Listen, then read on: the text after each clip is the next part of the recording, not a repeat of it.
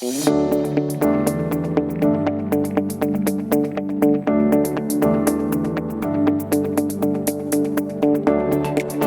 présentait tout ce qui était protection des milieux et des enjeux de durabilité pour faire le lien en fait avec les ateliers sur le désherbage maïs ou sur le désherbage céréales, avec tout ce qui est performance durabilité.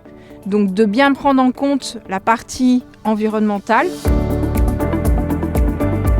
Par exemple, si je prends l'exemple de l'eau, on a des leviers agronomiques qu'on peut appliquer aux champs, mais il y a aussi toute cette compréhension du milieu dans lequel on applique les produits phyto qui est à prendre en compte. Donc là, il y a tout un tas de mesures réglementaires qu'on a détaillées, par exemple une ZNT, un DVP, à quoi ça sert la ZNT pour limiter les impacts de la dérive de pulvérisation et le DVP pour limiter les impacts d'un transfert via le ruissellement des produits phyto.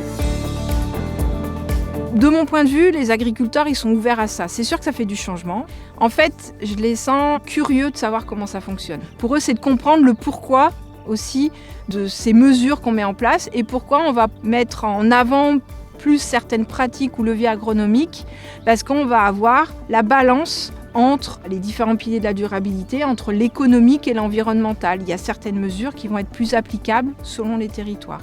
Et des fois, c'est des mesures qui sont toutes bêtes. Quand je parle du minage de l'interrang du maïs, tout de suite, ils captent, c'est des agronomes, avant tout, ils captent, bah oui, pour l'eau, ça va la retenir, ça évite qu'elle sorte de ma parcelle. Ah, donc ça évite que le produit phyto, il transfère.